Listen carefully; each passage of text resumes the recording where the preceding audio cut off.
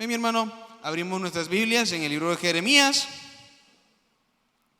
Jeremías, capítulo 1, versículo 5. Amén.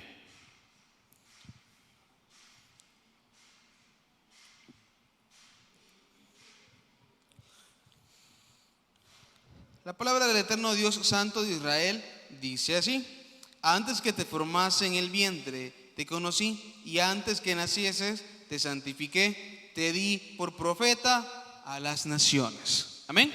¿Puede sentarse, mi hermano? Hermano, muchas veces en la vida de cada uno de nosotros, no sé si ha topado con alguien que no puede parar de hablar. Alguien que habla y no deja que uno pueda hablar o no puede aprender a escuchar. Comúnmente todos pasamos por ese momento en el cual nosotros no guardamos silencio en la vida cristiana. Y estamos todos los días clamando al Señor a gran voz, algunos exigiéndole, otros quejándose, otros agradeciéndoles.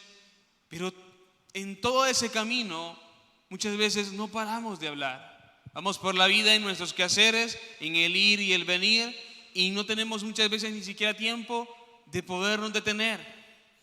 O no sé si se ha topado con personas que usted está explicando algo que se va a hacer y no espera que usted termine y ya está preguntando y viendo cómo se va a hacer o está interrumpiendo. Así es el Hijo de Dios hoy en día. Muchas veces no nos dedicamos a esperar qué es lo que Dios tiene para nosotros y no dejamos que Él hable por medio de su palabra y nos comenzamos a preguntar: Señor, ¿cuándo? ¿Cuándo será? ¿Cómo será? Señor, si yo te amo, Señor, si yo te sirvo, Señor, si yo hago esto y hago aquello. Y no dejamos hablar a Dios. No dejamos ni siquiera que Dios nos guíe por medio de su palabra. No dejamos que Dios nos ayude a salir adelante. Aún cuando nosotros le fallamos y venimos delante de Dios, aún así tampoco callamos. Muchas veces venimos: Señor, perdóname, te he fallado, Señor, perdóname, te he fallado. Y muchas veces no dejamos que Dios hable. Entonces ha llegado un momento en nuestra vida, como dice el título de esta tarde, es hora de callar, hora de detenerse. Porque todos los que estamos aquí podemos ser pocos, pero créame, es tiempo que también se dedique tiempo a usted. Y usted, ¿cómo, mi hermano? Busque de Dios, pero escuche a Dios. ¿Cómo se dedica tiempo usted? Cuando usted se dedica a buscar, a escuchar a Dios. Dese la oportunidad de usted. Démonos la oportunidad de poder volver a empezar. Créame, mi hermano, nadie es perfecto. Hace poco decía un gerente y decía las palabras: equipo, nadie de los que está aquí es un santo. Todos, si yo comenzara a revisarles, comenzara a despedir gente. Yo me quedé con esas frases porque dije en mente: ¿pero con qué objetivo? Y él mencionaba eso, dijo: porque en todos los que estamos acá cometemos errores en esa compañía. Entonces yo me traigo esto y digo: así somos en el Señor. Todos los que estamos acá en la viña del Señor tenemos errores, tenemos oportunidades de mejora, tenemos cosas que cambiar, ya sea carácter, ya sea algún pecado que tengamos oculto y Dios lo sepa, ya sea lo que Dios tenga para nosotros preparado, pero todos, sin excepción de uno, es 100% santo. Dice la palabra del Señor que por cuanto todos pecaron, todos están destituidos de la gloria de Dios. Y leímos en Jeremías, imagínense, si Él ya nos había escogido, ¿por qué Dios? Yo digo en mi mente, ¿por qué sabe Dios? ¿Por qué Dios permite que uno nazca si sabe que le vamos a fallar, lo vamos a alejar de su presencia? Nuestra alma va a entrar ahí. Pero es que ahí es donde entra el libre albedrío y entra toda la parte que Dios tiene para con cada uno de nosotros. Tú y yo podemos decidir dónde estar la eternidad. Dios no te está obligando a que estés con Él, pero tú tienes que saber que la mejor decisión y la mejor eternidad sí es Cristo Jesús, una eternidad juntamente con Él. Eso sí te lo podemos decir, eso sí te lo puedo garantizar, pero el único que va a tomar la decisión dónde pasar su eternidad, dónde pasar su tiempo después de partir de la tierra, es usted y soy yo. Ya Cristo ya hizo todo en la cruz del Calvario, fue a la cruz y dijo: yo voy a cargar con sus pecados, pero es necesario que ustedes se den su oportunidad. ¿Por qué? Porque en la vida íbamos a pecar, en la vida íbamos a fallar. En los 12 discípulos, eran 12 y ni uno se escapó de ser tan perfecto, porque todos eran seres imperfectos acompañando a un Dios perfecto. Entonces, ¿qué pasaba con los discípulos? Ya los había escogido desde la fundación. Dios ya estaba en su mente que iban a haber 12 discípulos, y usted puede leer a lo largo de la palabra y se dará cuenta que esos 12 fueron seleccionados por Cristo Jesús. Y usted ya esta tarde está en este lugar y usted vino a la presencia del Señor, no sé en qué año, no sé cuánto tiene tiempo de ser cristiano, pero no fue por voluntad de alguien más, fue por la voluntad de Dios que permitió que usted le conociera, y por la decisión suya y mía de dejar que Él entrara en nuestra vida. Y allá estaban los 12 discípulos, y vamos a hablar de 3 en específico. Vamos a hablar de Pedro, vamos a hablar de Juan y vamos a hablar de Judas. 3 discípulos en los cuales en uno estaba la traición, la negación, en uno estaba aquel que lo vende, y en uno estaba conocido. ¿Cómo se conocía a Juan? ¿Alguien sabe cómo le decían a Juan? ¿El discípulo qué? El discípulo amado. ¿Y saben algo curioso leyendo esa parte? Lo curioso es que el discípulo amado, yo no lo he encontrado, ya me tengo esa tarea, pero hasta el momento solo lo he encontrado en el libro que él escribió, Juan. Si usted lo busca en otra parte, no dice más el discípulo amado. Es como que Juan, cuando comenzó a escribir, el discípulo amado de Jesús. ¿Y qué es lo que pasa acá? Vamos a hablar de la identidad, de cómo nos sentimos en Cristo Jesús. Juan se sentía amado por Jesús. Pedro se sentía que le había fallado a Jesús.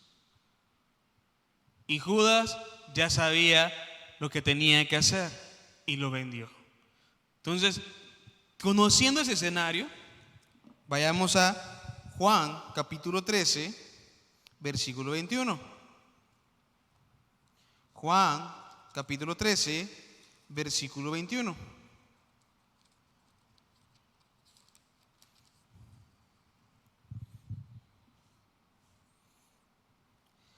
Habiendo dicho Jesús esto, se conmovió en espíritu y declaró y dijo: de cierto os digo, que uno de vosotros me va a entregar.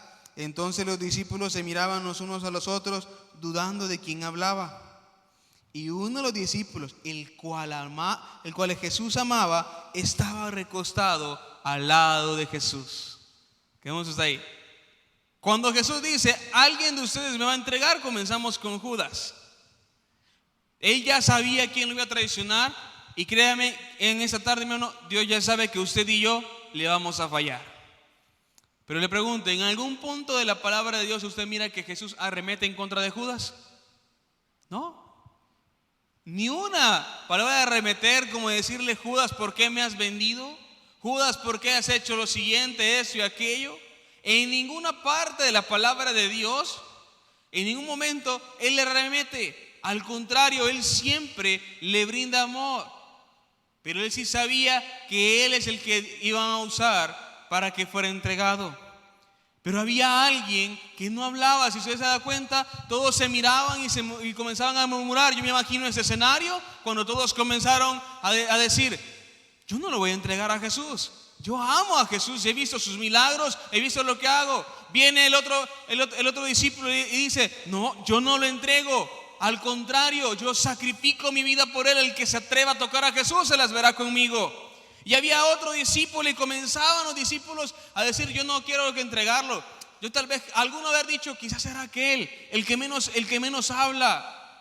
Pero había uno que estaba calladito, y era Juan. Juan estaba recostado sobre Jesús, y Juan estaba callado. Él no dijo en ningún momento, yo voy a hacer esto. No dijo, imagino, no lo menciona en la Biblia, menos que Juan en ningún momento se comenzó a arremeter en contra de alguien. Pero en lo que estamos viendo, Juan cayó. Y Juan se recostó en Jesús. Esta tarde, mi hermano, tenemos que ser Juan. Yo quiero ser como Pedro, está bien. Hay que tomar lo bueno y desechar lo malo. Pero tenemos que ser Juan y a recostarnos en Jesús. Porque cuando usted y yo no podamos orar, usted y yo tenemos que sentarnos, arrodillarnos, estar parados como a usted le gusta orar y callar. Pero dejar que la presencia de Dios fluya.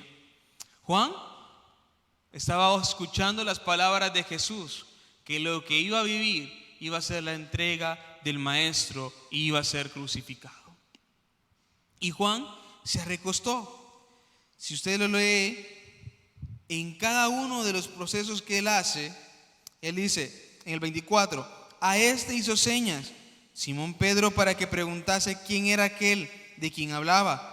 Él entonces, recostado cerca del pecho de Jesús, le dijo, Señor, ¿quién es? Respondiendo Jesús, a quien yo diere el pan mojado, aquel es. Y mojando el pan, lo dio a Judas Iscariote, hijo de Simón. Y después del bocado, Satanás entró en él. Entonces Jesús le dijo, lo que vas a hacer, hazlo pronto. Pero ninguno de los que estaban en la mesa entendió por qué le dijo esto. Porque algunos pensaban, puesto que Judas tenía la bolsa, que Jesús le decía, compra lo que necesitamos para la fiesta, o que diese algo a los pobres. Cuando él pues hubo tomado el bocado, luego salió y ya era de noche. Dios ya sabía lo que iba a hacer Judas. Lo curioso es que normalmente Satanás llega a la vida de las personas, de los hijos de Dios, muchas veces ocupa la noche.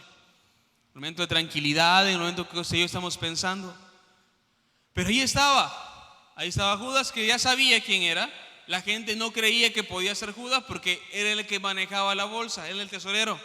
Les pongo acá, alguien que tiene ese puesto es alguien de confianza. O sea que era de confianza de Jesús para poder administrar, ¿sí o no? Porque yo creo que nadie le va a entregar la bolsa para que pudiera administrarla si no tenemos confianza. Entonces Jesús depositó su confianza en él. Y teniendo esto, Dios dio la oportunidad todavía, pero en ningún momento arremetió en contra de él. Lamentablemente Judas tenía que suceder y entregarlo porque así estaba escrito. Pero lo que Dios quiere es, en este momento y en esta tarde, es que nos demos cuenta que había uno que mientras Jesús departía con ellos estaba pensando en traicionarle. Había otro que más adelante le iba a negar 3 veces y no lo iba a reconocer como su Jesús, su único Salvador personal. Pero había otro que estaba Juan, el amado. Estaba aquel recostado en el pecho de Jesús. No quiero imaginar la experiencia que él estaba viviendo en ese momento. Lo había visto hacer milagros, lo había visto al momento de resucitar, lo había visto en momentos especiales, lo había visto en momentos de su prédica, lo había visto ver multiplicar los peces y el pan, lo había visto levantar a la niña aquella que no estaba muerta sino que dormía, la que le dijo Talita Kumi. Estaba ahí el discípulo aquel que iba a ser usado para escribir un libro profético en el cual sigue vigente y seguirá vigente hasta el fin de los tiempos. Ahí estaba Juan. Y esta tarde lo que Dios quiere que nos demos cuenta es que Dios no quiere que tú lo llenes con palabrería y que tú le digas, Señor, yo te amo y que todos te escuchen. Dios no quiere que llenes las redes sociales, que llenes con toda la persona diciendo, yo soy cristiano, yo soy hijo de Dios. Dios quiere que tú vivas como un hijo de Dios, creas como un hijo de Dios y calles cuando realmente tú y yo sabemos que somos pecadores y el único perfecto es el Rey de Reyes y Señor de Señores. Nos toca buscar la perfección, nos toca hacernos a un lado y callar. Recuérdese en Dios, recuérdese en su presencia, búsquelo en la noche, en la madrugada, en la tarde. ¿Pecó? Sí. Pero acérquese, sea sincero y dígale, Señor, yo ya no sé qué hacer. Falló, Señor, dígale, ya no sé qué hacer. Dame sabiduría. No, volvió atrás, Señor, no quiero seguir, quiero salir. Usted y yo, mi hermano, tenemos esa oportunidad de redimirnos aún. Y Dios está diciendo: yo quiero que seas como Juan.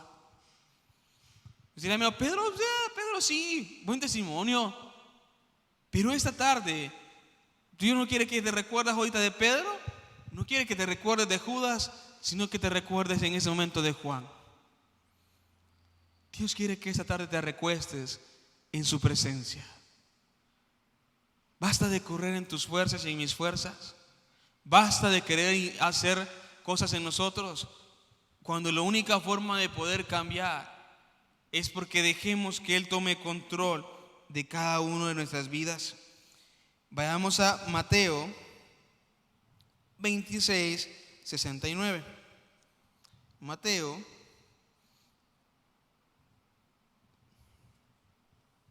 26, 69. Amén.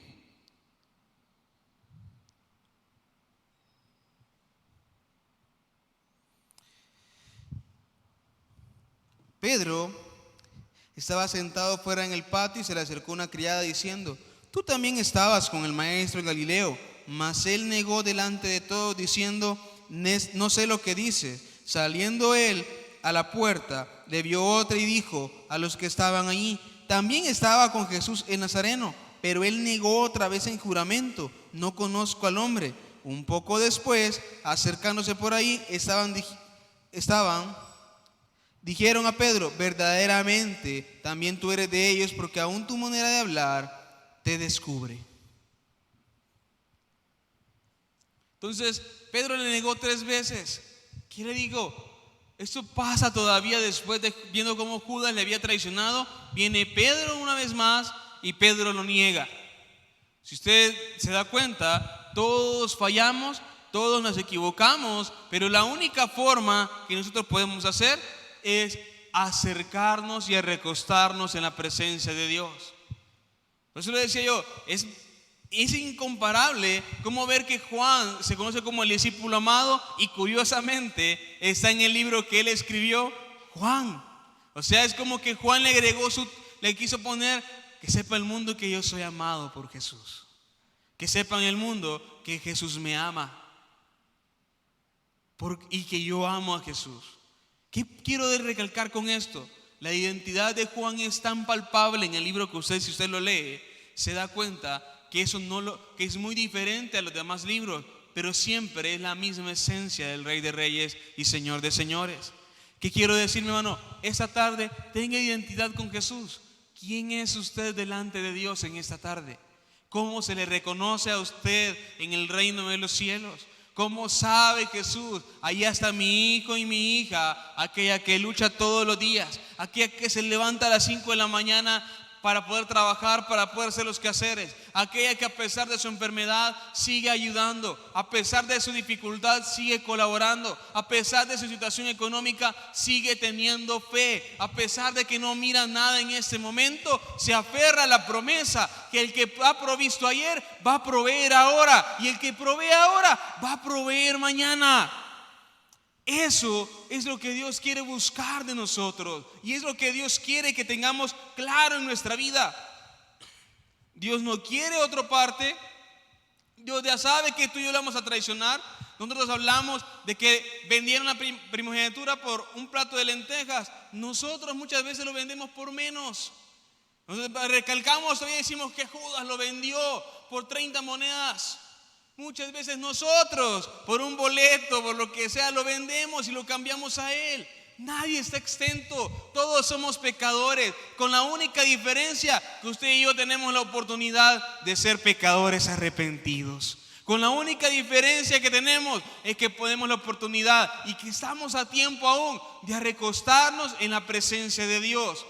Y cuando usted y yo nos recostamos en la presencia de Dios, vamos a entender que el propósito de Dios es que reinemos con Él. Vayamos a Gálatas, capítulo 4, versículo 7. Gálatas, capítulo 4, versículo 7. Así que ya no eres esclavo, sino hijo, y si hijo, también heredero de Dios por medio de Cristo. Cuando usted y yo callamos, ya sabemos la primera parte, Dios nos seleccionó y nos llamó a ser hijo de Él y estar con Él. Pero también nos deja en claro esta tarde que a pesar de que seamos hijos de Él, tenemos que saber que le vamos a fallar porque no somos perfectos. Pero cuando llegue ese fallo y veamos que algunos se alejan de la presencia de Dios, que otro le niega, que otro le traiciona, que aquel que nosotros teníamos en alta estima falla, usted tiene que darse cuenta que su blanco perfecto debe de ser Cristo y a recostarse en la presencia de Dios para tener la paz en su vida. Esta carrera, mi hermano, así es. Lamentablemente no es color de rosa. Los que tienen mayor edad que mi persona, mi hermano, van a saber que lo que estoy diciendo no es fácil. Pero si yo me sentara con cada uno de ustedes a decirle cuántas veces Dios fue fiel, estoy casi seguro que todos me dirían todo el tiempo. Si yo me extiendo con cada uno de ustedes, Dios hizo un milagro en su vida, todos los días es un milagro. Si yo me sentara con cada uno de ustedes, habrían testimonios que no terminaría, porque sabemos que Dios sigue siendo bueno, porque se debe cumplir la palabra que por la bondad de Jehová no hemos sido consumidos, porque nunca decayeron sus misericordias. Lamentaciones 3:22. Y si Dios es con nosotros, ¿quién contra nosotros? Dice la palabra. ¿Por qué? Porque realmente Dios quiere caminar con usted, pero también quiere que se dé cuenta. Deténgase, pero no para retroceder o ver su pecado, sino para callar y escuchar a Dios. Es tiempo que escuche a Dios. Es tiempo que sepa que Dios mismo quiere hablar con usted. Y ahí estaba Juan. Y ahí estaba Juan, que a pesar de que aquellos se habían apartado, estaba guardando silencio y estaba recostado en el pecho de aquel que vive y reina para siempre, a aquel que le había visto hacer milagros, a aquel que lo había visto levantar a los muertos. Y ese mismo Dios está en esta tarde. Y esta tarde Dios le da la oportunidad a usted y a mí de que demos ese paso de fe. Hermano, ya Dios ya sabe su petición. Mi hermano, pero yo quiero seguir clamando. Sí, pero él comienza a agradecer por la respuesta de Dios y guarde silencio cuando usted y yo ya no podamos. Y deje que la presencia de Dios fluya. De eso se trata. Y vamos a cerrar en Primera de Pedro, capítulo 2, versículo 10. Primera de Pedro, capítulo 2, versículo 10.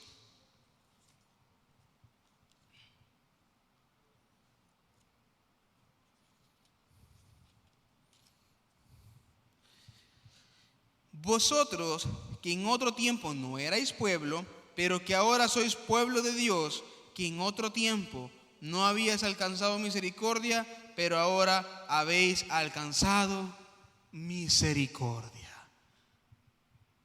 Mi hermano, todos tuvieron esa oportunidad en discípulos. Iglesia, todos tenemos esa oportunidad de alcanzar misericordia. Usted y yo somos pueblo y tesoro linaje escogido por el Rey de Reyes y Señor de Señores.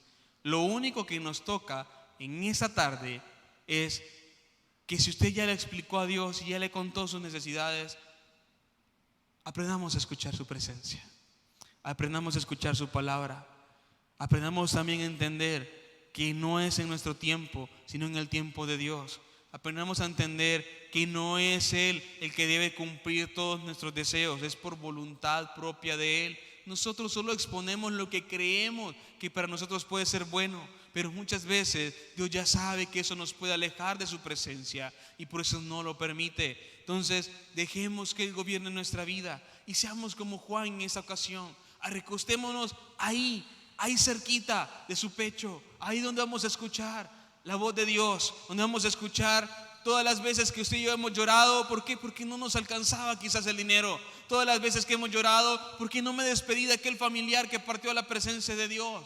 Todas las veces que hemos llorado porque muchas veces no teníamos ni siquiera que comer y nadie lo sabía.